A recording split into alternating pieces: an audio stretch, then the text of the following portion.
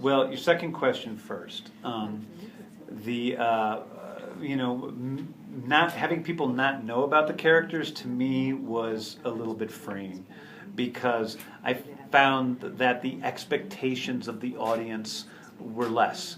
Not only because less people knew these characters, but also because they have less total comic books behind them than, say, the Avengers, who will have 700 issues of comic books, and every Avengers fan has an idea for what storyline to use, which lineup of the team to use, et cetera, et cetera. And there isn't so much of that with Guardians, and so we're able to introduce them to people fresh.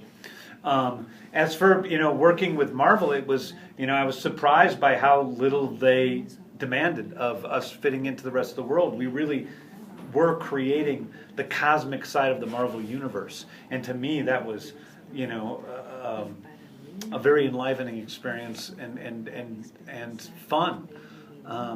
And I think I would have a much more difficult time, say, doing a sequel to one of the other characters, or having to fit into that earthly stuff. But actually being able to create all this stuff, the only thing that we really were attached to the rest of the world was through Thanos. And so, but even Thanos, I was basically creating the cinematic version of Thanos.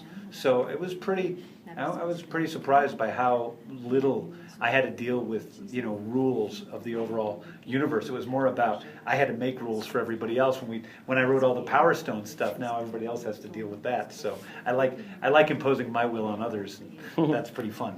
I know that I'm making it a pain in the ass for future Marvel directors, and I love my fellow directors, but I also like to be a pain.